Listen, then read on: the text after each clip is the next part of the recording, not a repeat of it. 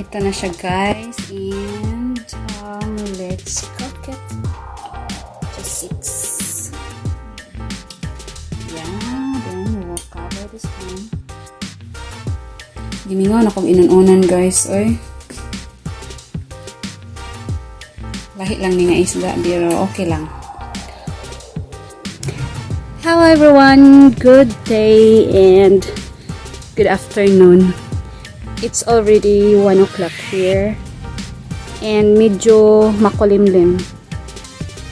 Dagom guys, dagom.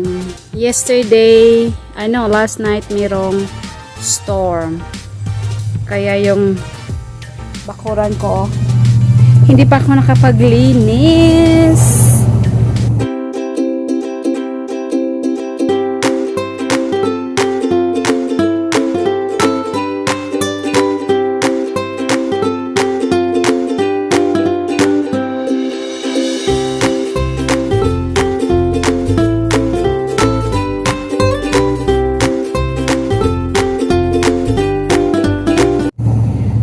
So today I will cook paksiw na isda or inun-unan in the Philippines. In Bisaya, inun-unan. And I will harvest some of my vegetables para ihalo ko sa aking paksiw na isda. I will harvest my okra. Kasi gusto ko sa paksiw, merong eggplant at saka merong okra. So yun, kaya mag-harvest tayo guys. And by the way, my garden, update on my garden. Update on my garden. Ito na sila ngayon guys. Yan ang okra. Yan lang ang okra na healthy. Yan ang bunga niya. Yan. Yan, yung other na okra ko, iwan, hindi siya dito yung mga okra dito. See? Very skinny. So, ito na yung garden ko, guys.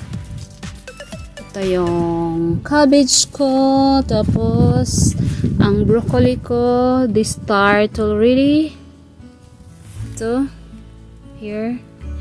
And ito, harvestin ko yan guys, yung mga sili na yan. All of this, on my previous vlog, I transferred my pananim. Ito lang yung natira sa pots. Ito.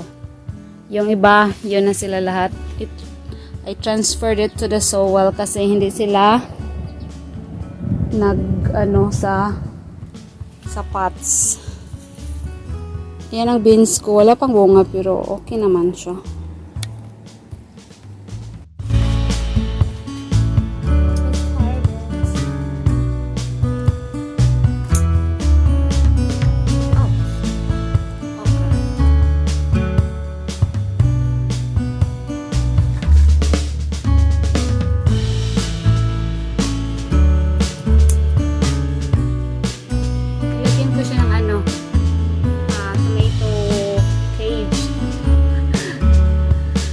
Yung aso, iihi dito sa tanim ko. So, yun. Nilagyan ko ng cage para hindi direct the plant yung aso.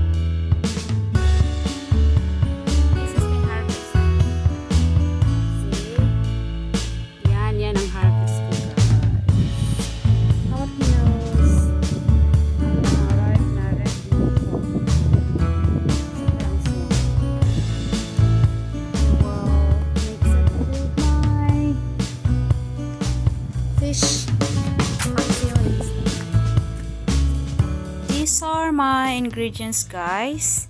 And this is my fish. This is called walleye fish, and it is a lake fish. Since malayo kami dito sa ocean, so sa lake lang yung available namin. At saka I don't want to buy fish from the store, which is most of them are farm raised, which is not good to us. And my first harvest from my garden, the okra, the jalapenos, and the chili peppers.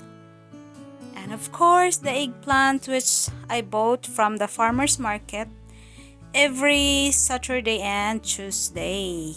The onions, garlic, and ginger. And don't forget my vinegar too. So let's proceed to cooking, and dyan kayo. So I have my pan and I will put this just like that. And then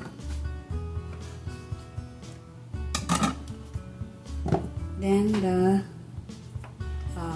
ginger, garlic, onions.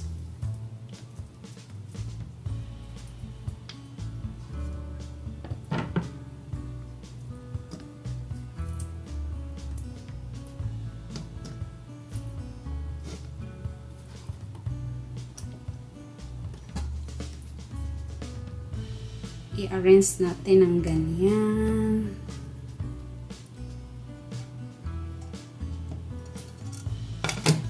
And more. And we'll put all the spices.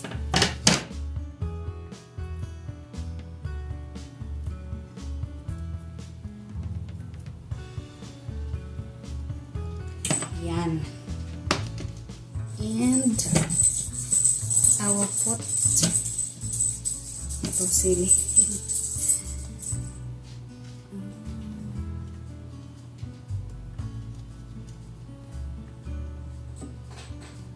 So yan, and I will chop this one.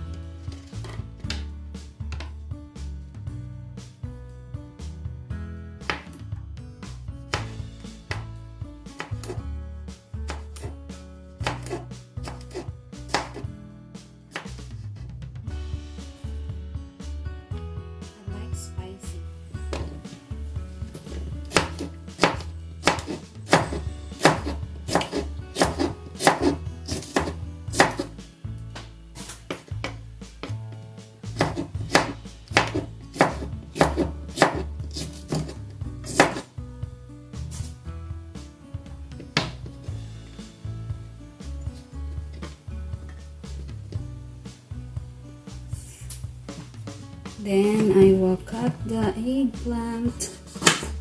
Binili namin to yesterday sa farmer's market. Kasi yung eggplant ko ay hindi pa ready to pick up. At saka gusto ko yung ganitong eggplant, maliit. I mean skinny. Yung nabili ko na eggplant sa garden ko is yung malaki. False advertisement doon sa store kasi yung sinabi sa description is maliit yung bunga, tapos hindi yung malaki na bunga, which is I don't like kasi parang walang lasa. At okay lang, kakainin pa rin natin, sayang naman, diba?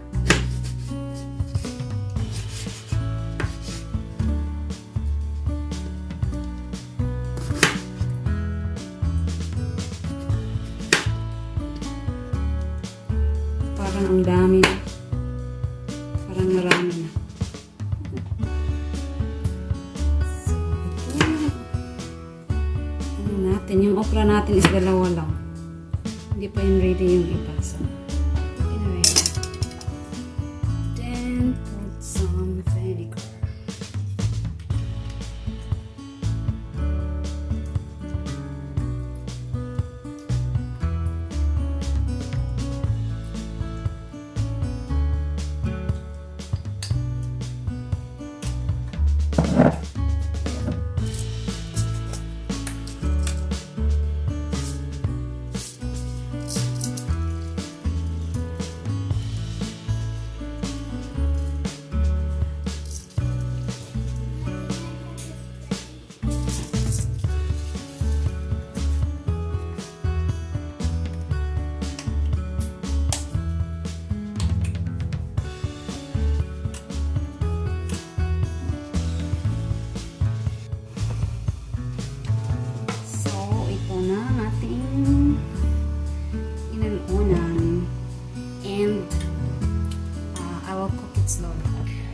Ito na siya guys. And let's cook it. Just 6. Yeah, then we will cover this one.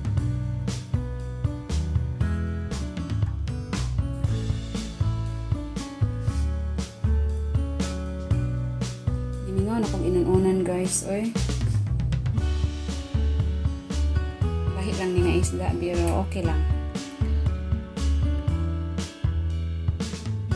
Anong meron yun ang kakainin natin, di ba? Masarap naman, no? After 8 minutes of cooking, ito na ang aking own version of paksiw na isda. I really miss inun-unan guys, especially the ocean fish. Oh, I so love it. And thank you so much for watching, everyone. All I can say, stay healthy and eat healthy. 1, 2, 3, come on!